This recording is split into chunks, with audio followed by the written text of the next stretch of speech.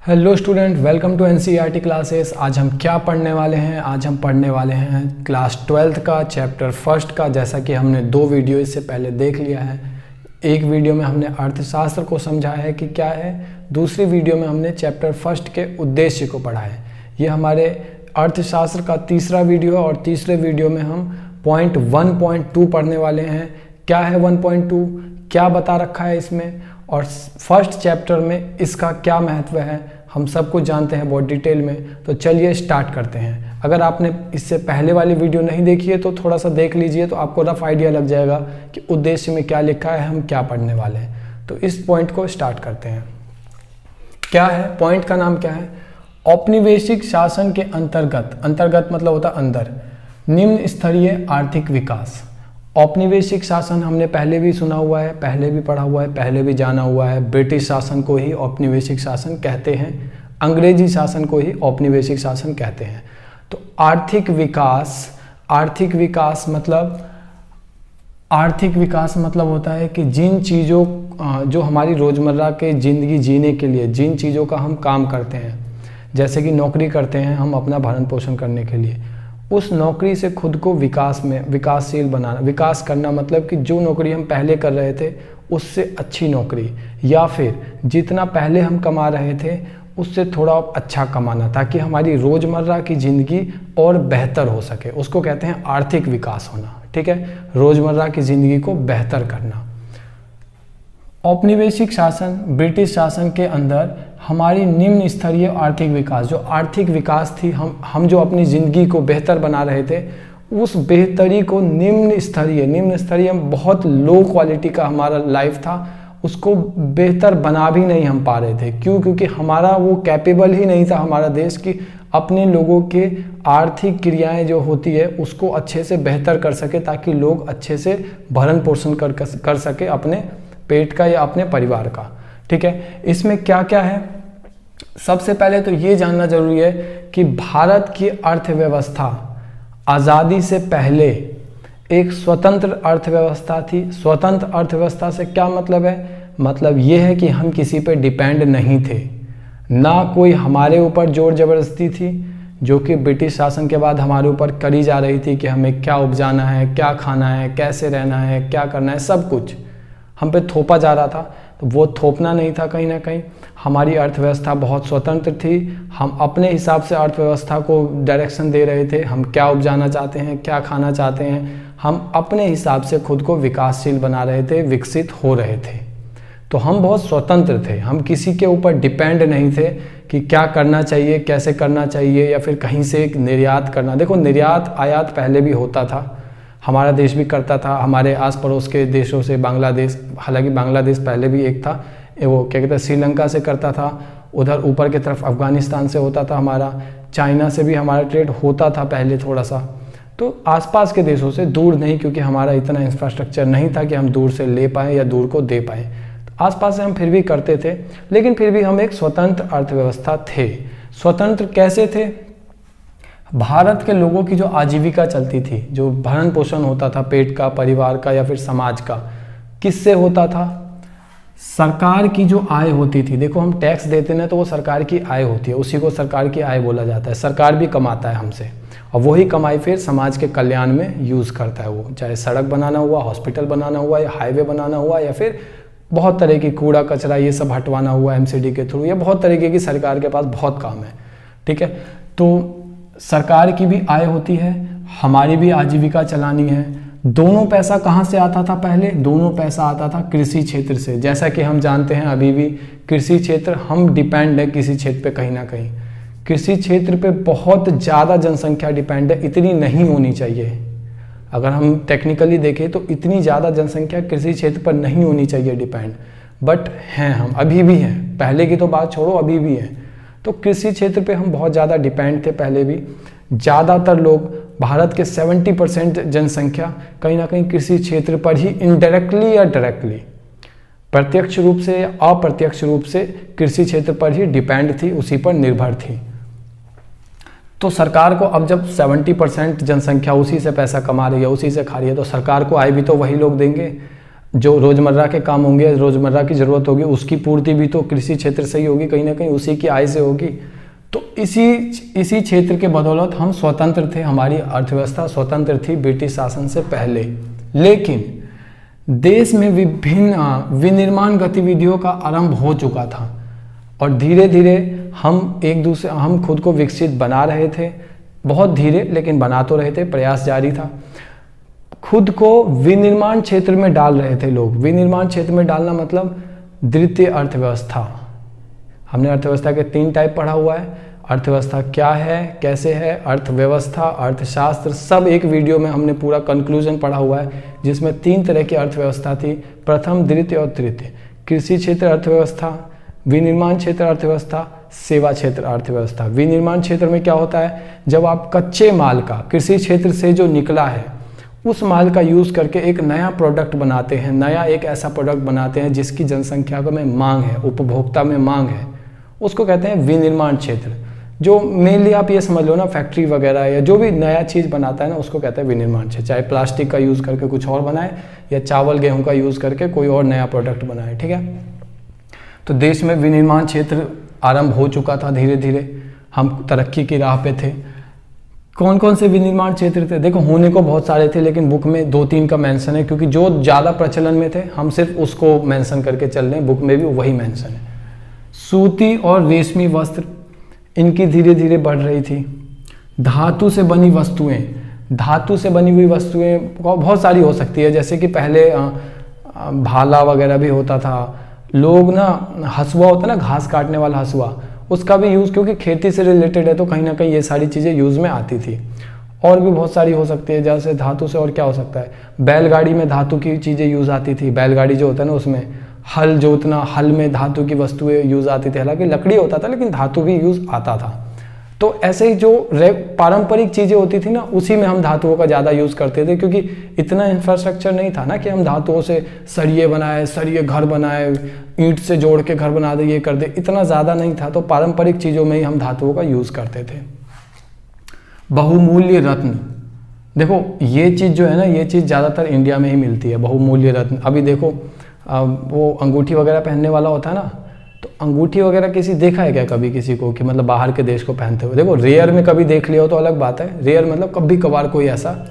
लेकिन जैसे इंडिया में जनरल चीज़ है ना ये पहनना, इंडिया में जैसे ये जनरल चीज़ है पहनना, हर 10 में से आप 7 को या 5 को देखोगे अंगूठी हाथ में एक लगा हुआ, उसमें एक नग लगा हुआ। वो नग के भी अलग अलग नाम होते हैं, एक नीले कलर का होता है उसका अलग नाम है, लाल का अलग नाम है, वो बहुत तरह के नाम भी होते हैं उसमें, ठीक है।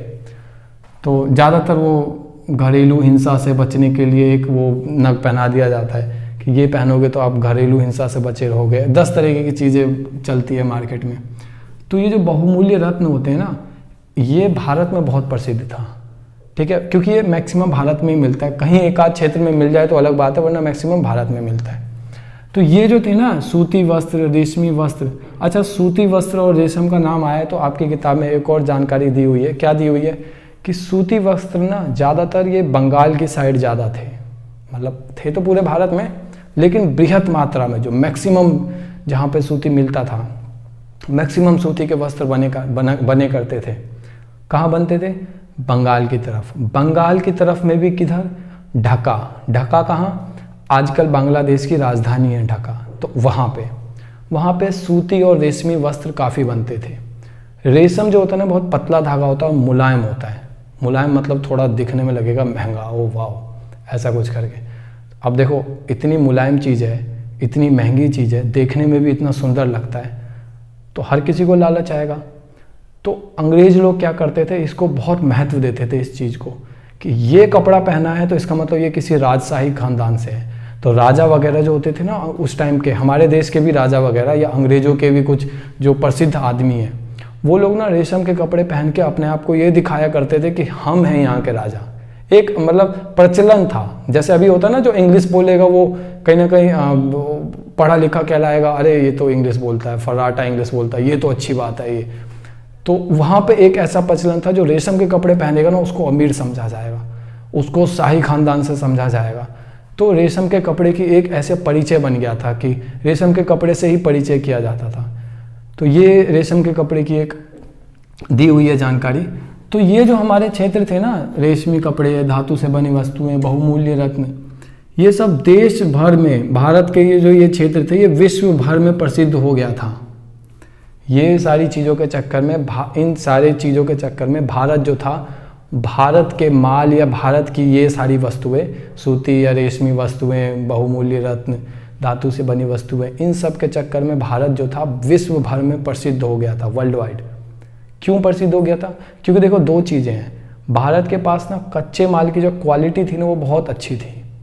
मतलब जो कच्चा माल आता है, फिर पूरा अच्छे से बना वस्तु, फिर उसको हम यूज़ में लाते, जो कच्चे माल की क्वालिटी थी वो बहुत अच्छी थी। और जो यहाँ के लोग थे ना, लोग भारत के पहले से ही जुगाड़ हुए हैं, पहले से ही शिक्षित हैं और पहले से ही प्रशिक्षित हैं। शिक्षित तो हैं ही, प्रशिक्षित हैं, काम को कैसे करना है, कैसे करे जो अच्छा काम हो। बस ये है कि इंफ्रास्ट्रक्चर इतना बिल्ड नहीं है, संसाधन हमारे पास थोड़े से कम है, लेकिन पढ़ाई लिखाई में और बुद्धि में हम किसी से कम नहीं है। तो वही सीन था कि इतना सारा अच्छा, इतनी अच्छी अच्छी चीज़ें हम प्रोड्यूस करते थे ना, क्वालिटी इतनी बढ़िया होती थी, जोरदार, कि भारत जो था वो विश्व भर में प्रसिद्ध हो गया था इन सारी चीज़ों को लेके। ठीक है, नेक्स्ट क्या है? औपनिवेशिक शासन की नीतियाँ हमें नहीं, औपनिवेशिक शासन की नीतियाँ, औपनिवेशिक शासन मतलब ब्रिटिश शासन जो नीतियाँ बनाते थे, रूल बनाते थे कोई, या फिर नियम बनाते थे, वो नियम जब बनाते थे ना तो किसको ध्यान में रख के बनाते थे? इंग्लैंड को ध्यान में रखकर बनाई जाती थी। ये जो नीतियाँ या कोई भी रूल बनाया जाता था, भारत में इंग्लैंड का राज था उस टाइम पे, तो जब भी कोई रूल बनाया जाता था भारत में, इंग्लैंड वाले ही रूल बनाएंगे, तो जब भी कोई रूल बनाते थे वो भारत को इग्नोर करते थे, हमारे ऊपर ही रह के हम ही को इग्नोर कर रहे हैं। और इग्नोर करके ध्यान में रख किसको रहे हैं? ध्यान में रख रहे हैं वो खुद को, अपने देश को, इंग्लैंड को। ऐसे नियम बनाए जाते थे जिससे इंग्लैंड को फ़ायदा हो, जिससे ब्रिटेन को फ़ायदा हो। ठीक है, ऐसे नियम बनाए जाते थे जिससे इंग्लैंड को ध्यान में रख के नियम बनाए जाते थे, जिसके कारण होता क्या था कि हमारे देश की अर्थव्यवस्था कमज़ोर होने लगी थी। हमारे देश की अर्थव्यवस्था बहुत ज़्यादा कमज़ोर हो रही थी, क्योंकि देखो नीतियाँ हमारे देश के हिसाब से बननी चाहिए ना, हमें किस में प्रॉफिट है, हमें किस में लॉस होने वाला है, हमारा किस तरह से विकास होगा, किस तरह से हमारी विकास दर रुकेगी, वो काम नहीं करना। तो ये हमें सोच के बनेगा तभी तो हमें प्रॉफिट होगा, अभी तो हमें लाभकारी होगा कोई नीति। लेकिन हमें ध्यान में ना रख के किसी और को ध्यान में रख के, किसी और कौन? इंग्लैंड को ध्यान में रख के हमारे देश में नीतियाँ बनाई जाती थी। तो ये हमारे देश के लिए बहुत ही कमज़ोर कर देने वाला, अर्थव्यवस्था को कमज़ोर कर देने वाली नीतियाँ साबित होती थी। नेक्स्ट क्या है? भारत कच्चे माल का निर्यातक। देखो भारत को, मैंने पहले उद्देश्य वाले में भी हमने पढ़ा है, इससे पिछली वीडियो जो उद्देश्य के उसमें भी, कि भारत को ना कच्चे माल का निर्यातक बना दिया गया। निर्यातक बनाना मतलब कि तेरी भूमिका सिर्फ इतनी है कि तू हमें कच्चा माल देगा, बस तुम उपजाओ और सस्ते रेट पे हम तुमसे कच्चा माल लेंगे, हम तुम्हें पैसा भी नहीं देंगे कच्चे माल का, अच्छे से सस्ते रेट पे कच्चा माल लेंगे तुमसे, और हम जो वस्तु बनाएंगे ना उस कच्चे माल से अपने वहाँ पे ले जाके इंग्लैंड में, उस वस्तु को कौन खरीदेगा? तुम ही खरीदोगे महंगे रेट में। कच्चे माल का तो तुम हमें निर्यात करो, और जो तैयार बन जाए वो वस्तु तैयार हो जाएगी, उस कच्चे माल से वस्तु तैयार हो जाएगी, उस वस्तु को तुम ही खरीदोगे हमसे महंगे रेट पे। वही चीज हुआ, भारत कच्चे माल का निर्यातक और तैयार वस्तु का आयातक बनकर रह गया। कि हम कच्चे माल देते थे उनको और वो उसी कच्चे माल को वस्तु तैयार करके और फिर हमें ही आयात करते थे। वहाँ से अगर हम आयात करेंगे तभी तो आयात होगा ना, वो लोग निर्यात करते थे, हम आयात करते थे। कच्चा माल हम लोग यहाँ से निर्यात करते थे, वो लोग आयात करते थे। ठीक है, तो हम कच्चे माल को निर्यातक बन के रह गए और उनकी बनी वस्तुओं का आयातक बन के रह गए थे। ठीक है, हमारी भूमिका सिर्फ इतनी रह गई थी। और क्या है? फिफ्थ क्या है? राष्ट्रीय आय तथा प्रति व्यक्ति आय का अनुमानित आकलन। अनुमानित आकलन क्यों? सीधा आकलन कर दो ना। अभी जैसे राष्ट्रीय आय का आकलन होता है, नेशनल इनकम का, जीडीपी होता है, तो वैसे ही सकल घरेलू उत्पाद, तो सीधा आकलन कर दो। तो सीधा आकलन नहीं हो सकता था उस टाइम पे। क्यों नहीं हो सकता था? क्योंकि देखो दो चीज़ें हैं। एक तो हम खुद इतने इंडिपेंडेंट नहीं थे कि हम खुद इतनी मेहनत करें या खुद इतने इंफ्रास्ट्रक्चर डेवलप करें कि अकेले हम प्रति व्यक्ति आय या फिर राष्ट्रीय आय का आकलन कर सकें। हमारे ऊपर राज था ब्रिटेन का। जब तक ब्रिटेन हमारा साथ नहीं देता तब तक हम अकेले बिल्कुल एग्जैक्ट नहीं करना मुश्किल, बहुत मुश्किल था कि एग्जैक्ट हम नेशनल इनकम निकाल सके जिसमें कोई गलती ना हो, कोई त्रुटि ना हो, ठीक है। और अगर ब्रिटेन का साथ चाहिए हमें तो ब्रिटेन साथ क्यों देगा? अगर ब्रिटेन इस चीज़ में साथ देता हो तो कहीं ना कहीं उसकी चोरी पकड़ी जाएगी ना कि उसने हमारे देश पर राज किया और हमारी राष्ट्रीय आय और प्रति व्यक्ति आय भी नीचे गिरा के रखी हुई है, पूरे विश्व भर में उसकी थू-थू हो जाएगी। तो वो हमारा साथ क्यों देगा? वो भी ऐसे टाइम पे जब उसका राज है हमारे देश पे, ठीक है। तो ना उनका साथ कभी हमें मिला, ना हम इतने इंफ्रास्ट्रक्चर से डेवलप हुए जो उस टाइम पे हम एग्जैक्ट नेशनल इनकम निकाले। तो इसलिए अनुमानित निकालना मतलब एक लगभग में, एग्जैक्ट तो नहीं है क्योंकि बहुत सारी त्रुटियां भी है इसमें, लेकिन लगभग में हम इतने के आसपास थे। क्या था? राष्ट्रीय आय का तथा प्रति व्यक्ति आकलन। प्रति व्यक्ति आय मतलब होता है एक, मतलब हमारे देश में लगभग कितना कमा रहे हैं रेगुलर आदमी, कि इतना तो देखो हर आदमी कमा ही रहा है, वो वाला प्रति व्यक्ति आय उसको कहते हैं, ठीक है। अनुमानित आकलन, अनुमानित क्यों? क्योंकि हम एग्जैक्ट करने के लायक नहीं थे उस टाइम पे। किस किस ने किया? नाम है ये Dadabhai Naoroji, William Digby, फिडरल सिराज, doctor B R V Rao, RC Desai. ये 4-5 लोग थे जिन्होंने बहुत मेहनत करी। और ये जो लगभग वाला राष्ट्रीय आय आया था ना कि लगभग इतने के आसपास रहने वाला है, लगभग वाला प्रति व्यक्ति आय निकाला गया कि लगभग इतने के आसपास रहने वाला है। जितनी हमारी कैपेबिलिटी थी, जितना हमने रिसोर्सेस लगाना था वो सब लगा के एक लगभग निकाला गया। उनमें इनकी बहुत अच्छी भूमिका थी क्योंकि इन्होंने बहुत मेहनत करी थी वो निकालने में। अच्छा, निकाला गया तो निकाला कितना गया? 20वीं शताब्दी के पूर्व, 20वीं शताब्दी का मतलब है 1901, 1902, 1903। 20वीं शताब्दी के पूर्व का मतलब है 1840, 1850, 1898, 1800 वाली शताब्दी, ठीक है। अब 20वीं शताब्दी के पूर्व क्या रहा है, इसका मतलब ये तो कह नहीं रहा होगा 1801, 1805, ये कहीं ना कहीं 1880, 1890 उस टाइम की बात कर रहा है जब हम 20वीं शताब्दी में एंटर करने ही वाले थे 20-30 साल में। 20वीं शताब्दी के पूर्व भारत की वार्षिक समृद्धि हम वही कह सकते हैं कि डेवलपमेंट, जो GDP की रेट था या डेवलपमेंट 2% से भी कम था। भारत की GDP 2% से भी कम थी। प्रति व्यक्ति आय आधा प्रतिशत से भी कम था, आधा प्रतिशत भी नहीं था। हम इतने ज़्यादा पिछड़े हुए थे उस टाइम पे। इसी चक्कर में ब्रिटेन हमारा प्रति व्यक्ति आय या फिर राष्ट्रीय आय नहीं निकालना चाहता था क्योंकि उसकी चोरी पकड़ी जाएगी। उसने हमारे ऊपर राज किया और हमारे देश को इतना मट्टिया मेल करके रख दिया, ये जो चोरी थी ये पकड़ी जाएगी, तो इसलिए वो हमारा साथ क्यों देता राष्ट्रीय आय निकालने में, ठीक है। तो ये हमारा टॉपिक खत्म होता है अभी। अगर आपको समझ कुछ नहीं आया है तो आप कमेंट सेक्शन में पूछ सकते हैं। अगर आपको बहुत अच्छे से समझ आया है तो आप हमारे टेलीग्राम चैनल को ज्वाइन करें। उस पर हम रेगुलर रिवीजन करते रहते हैं क्विज़ के जरिए। उस पर हम क्विज़ स्टार्ट करेंगे। क्विज़ के जरिए हम जो भी आप यहाँ पे पढ़ोगे उसका रेगुलर रिवीजन होता रहेगा। इससे क्या होगा कि आप भूलोगे नहीं। तो मिलते हैं अगली क्लास में।